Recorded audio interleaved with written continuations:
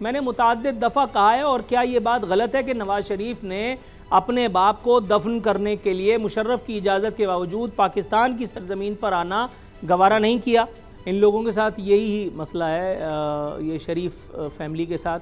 ये अपने आप को बिल्कुल कोई अफजल टाइप चीज़ समझते हैं। ये समझते हैं कि ये मुल्क का हर आदमी, मुल्क का हर बंदा बशर, ये सब इनकी रियाया है, ये हम सब इनके बाजगुजार हैं, ये हमारे ऊपर हुक्मरानी का लाइसेंस पासपोर्ट लेकर के आए हैं। ये जिस तरफ हमें हंकालेंगे हम हंक जाएंगे, ये जो बकेंगे हम चुप करके सह जाएंगे।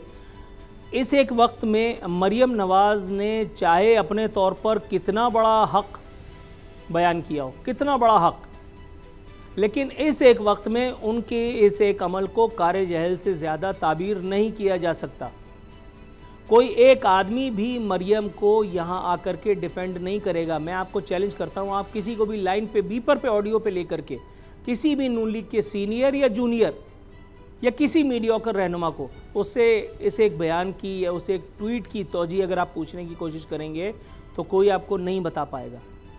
ये इन लोगों की सुरिश्त में शामिल है, ये ढिठाई वाला माजरत के साथ रवैया। ये अपने आप को, अच्छा माजरत के साथ जो अरशद शरीफ साहब कह रहे थे वो तो भाई मैंने भी कहा है, और मैंने एक दफ़ा नहीं कहा, मैंने मुतअद्दिद दफ़ा कहा है। मैंने मुतअद्दिद दफ़ा कहा है, और क्या ये बात गलत है कि नवाज शरीफ ने अपने बाप को दफन करने के लिए मुशर्रफ की इजाज़त के बावजूद पाकिस्तान की सरजमीन पर आना गवारा नहीं किया? बहुत बड़े नज़रियाती थे तो डॉक्यूमेंट साइन करके क्यों गए थे? मरियम नवाज़ के वालिद साहब, उनके पप्पा जानी, वो जो उनके तौर पर चीगुएरा हैं, जिनके पास नवंबर की तकरीरों के लिए शहबाज शरीफ उनके गिट्टे गोटे जा कर के छूते हैं, मरियम नवाज़ के पप्पा जानी का ट्रैक रिकॉर्ड ये है कि उन्होंने उस एक ताबूत को जिसमें उनकी वालदा मुअज़्ज़मा का जसद खाकी था, उन्होंने वहाँ रहते हुए अपनी बीमारी का सो कॉल्ड बहाना बना करके और अपने मुलाजमीन से दफन नहीं कराया। ये बात तो मैं डे 1 से कहता चला आ रहा हूँ। अगर आपको ये वीडियो पसंद आई तो सब्सक्राइब करें और बेल पर क्लिक करें।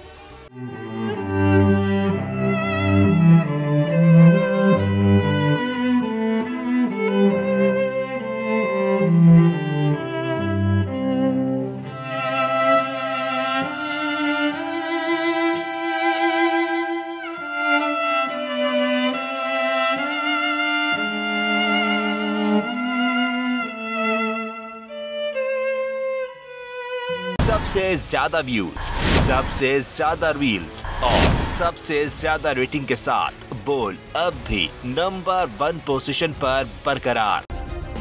सब्सक्राइब करें और बेल दबाएं ताकि कोई खबर रह न जाए।